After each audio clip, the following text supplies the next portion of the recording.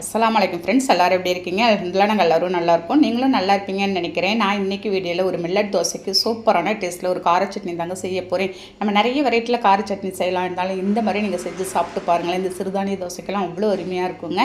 இட்லிக்கும் வந்து சொல்லவே தேவையில்ல, சூப்பராக இருக்கும். இப்போ வாங்க அதை எப்படி செய்யலான்னு பார்க்கலாம். அதுக்கு வந்து ஃபஸ்ட்டு ஒரு நான்ஸ்டிக் பேன் நம்ம வந்து ஸ்டவ்வில் வச்சிடுறேன். ஒரு 2 ஸ்பூன் அளவுக்கு நம்ம வந்து ரீஃபைண்ட் ஆயில் சேர்த்துக்கலாங்க. சேர்த்துட்டு எண்ணெய் நல்லா ஹீட் ஆனது ஒரு 6 வெங்காயம் இருக்கும், நறுக்கி வச்சுருந்து ஒரு மீடியம் சைஸ் வெங்காயம் அதை சேர்த்துடலாம். 2 பூண்டு வந்து ஃபுல்லாகவே உரிச்சு வச்சுருந்தாங்க, அதையும் சேர்த்துட்டு ஒரு மீடியம் சைஸாக இஞ்சி துண்டு நம்ம வந்து சின்ன சின்னதாக நறுக்கி அதோடு சேர்த்துக்கலாம். நம்ம இந்த சட்னிக்கு இஞ்சியும் பூண்டையும் கொஞ்சம் கூடுதலாகவே போட்டுக்கோங்க. இப்போ இஞ்சியோட பச்சை ஃப்ளேவரும் போகணும், உங்களுக்கு அந்த பூண்டோட பச்சை ஃப்ளேவரும் போகணும். அந்த அளவுக்கு நமக்கு நல்லா ஒரு லோ ஃப்ளேமில் வச்சு நீங்கள் வந்து வதக்கி விட்டுருங்க. பாருங்கள், இந்த மாதிரி வெங்காயம் இஞ்சி பூண்டெல்லாம் நல்லா வதக்கிட்டு ஒரு 10 காஞ்ச மிளகாய் நான் வந்து சேர்த்துக்கிறேன். காரம் கூட குறைச்சி உங்கள் வீட்டில் நீங்கள் எப்படி சாப்பிடுவீங்களோ அதுக்கு தகுந்த மாதிரி நீங்கள் வந்து சேர்த்துக்கலாங்க. இல்லாட்டி காரம் கொஞ்சம் கூட இருந்தால் தாங்க இந்த சட்னி நல்லாயிருக்கும். பாருங்கள், இதையும் நல்லா ஓரளவுக்கு நல்லா மிக்ஸ் பண்ணி விட்டு வதக்கி விட்டுருங்க. இப்போ இதுக்கு வந்து ஒரு சின்னதாக ஒரு தக்காளி தான் நறுக்கி சேர்த்துருக்கேன். கருவேப்பிலை ஒரு கொத்து சேர்த்துட்டு புளி கொஞ்சமாக நம்ம வந்து ஒரு நெல்லிக்காய் சைஸ் புளி எடுத்து நான் அதோடு சேர்த்துக்கலாங்க.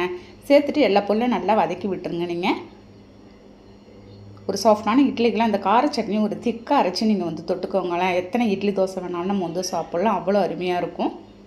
பாருங்கள், நல்லா இந்த மாதிரி வதக்கிட்டு ஆற வச்சிடுறேன்.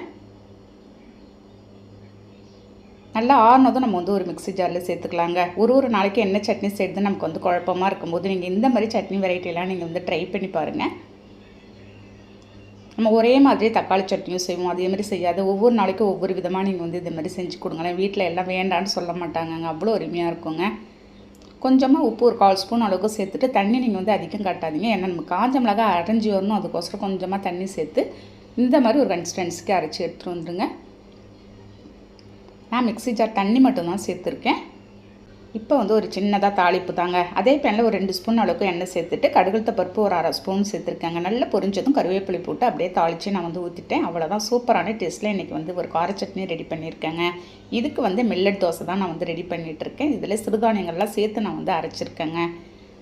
நல்ல ஒரு சூப்பரான டேஸ்ட்டில் இருக்கும். சுற்றி ஒரு ஸ்பூன் எண்ணெய் சேர்த்து நீங்கள் வந்து கொஞ்சம் கிறிஸ்பியாக இந்த தோசை எடுத்து இந்த சட்னியோட தொட்டு சாப்பிட்டு பாருங்களேன். அடாடா, என்ன சுவையாக தரமாக இருக்கும். வீட்டில் அடிக்கடி இந்த சட்னி உங்கள் வீட்டில் செய்ய சொல்லுவாங்க. அவ்வளோதாங்க, இதே மாதிரி ஒரு 2 தோசை நான் வந்து ரெடி பண்ணிவிட்டு நம்ம வந்து ஒரு பிரேக்ஃபாஸ்ட்டுக்காக இதை வந்து ரெடி பண்ணியிருக்கேன். சாப்பிட்டு பார்க்கலாம் எப்படி இருக்குன்னு டேஸ்ட்டு. நம்ம சாதாரணமே எப்பயுமே இட்லி மாவில் இட்லி தோசை சுடாது, இந்த மாதிரி சிறுதானியங்கள்லாம் நீங்கள் வந்து சேர்த்து இட்லி தோசை செஞ்சு சாப்பிட்டு பாருங்கள். நமக்கு உடம்புக்கும் நல்ல ஹெல்த்தாக இருக்குங்க. அவ்வளோதான், அந்த சட்னியோடு சேர்த்து இப்போ சாப்பிட்டு பார்க்கலாமா? இந்த தோசைக்கும் சட்னிக்கும் சூப்பராக இருக்கும். ஒரு சிம்பிளான ஈஸியான ஒரு சட்னி ரெசிபி நான் வந்து உங்களுக்கு செஞ்சு காட்டியிருக்கேன். நீங்களும் ட்ரை பண்ணி பாருங்கள். அப்படியே ஒரு ஹைப் பண்ணிவிட்டு சப்ஸ்கிரைப் பண்ணிவிடுங்க.